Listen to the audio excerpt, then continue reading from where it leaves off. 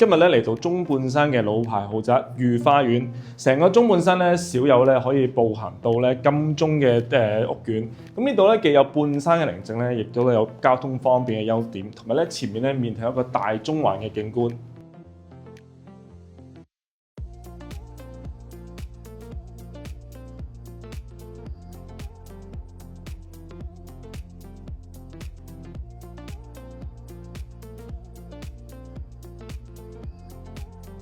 入到嚟單位咧，首先左手邊咧已經有一個客廁嘅位置啦。喺到右手邊咧，呢度咧就係飯廳嘅位置啦。可以見到個空間感咧都好寬闊，因為呢度如果擺一個8到10人嘅圓台咧，其實咧都完全冇壓迫感嘅。至於御花園咧喺舊樓嚟講咧，佢嘅樓底咧都算特別高，加上佢前面一個客廳嘅落地大玻璃啦，俾人感覺咧個空間感啊、採光都係非常之好。而且御花園咧有優點咧就係呢度咧有一個大型會所啦、網球場、壁球場。咁呢啲咧都係區內少有嘅，而且最大嘅優點咧就係半山咧有啲人詬病就係行路唔方便，但係咧御花園嘅優點咧就呢度咧行落去太古廣場咧都係非常方便嘅事情。呢個望出咧都係一個好開揚嘅大中環景觀。呢度既有半山嘅尊貴嘅地段，但係咧步行咧亦可以咧瞬間即達呢個太古廣場。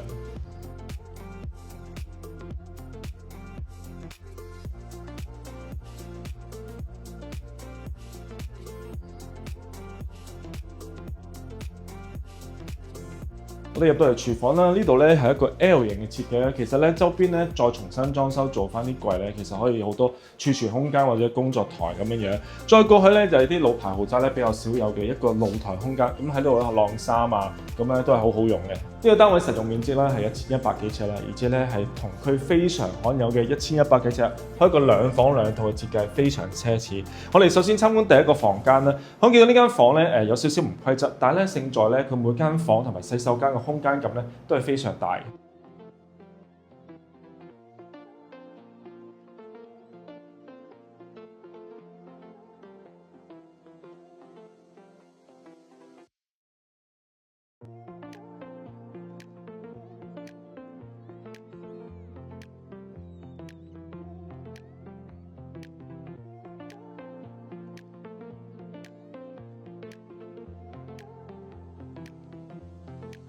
我哋嚟到另外一邊主人房嘅空間啦。首先咧，左手邊咧有主人房洗手間嘅空間感咧，都係非常大嘅。咁嚟到睡房嘅空間呢度咧，中間可以擺一個大床啦，同埋比較特別咧就係呢度有2面嘅採光玻璃啦，全部都係落地玻璃，分別咧可以飽覽右手邊金鐘嘅地段，前面咧飽覽成個大中環景觀，前臨咧一個好舒服嘅綠色景啦，遠眺咧一個IFC 啊、Henderson 呢啲咁嘅地標。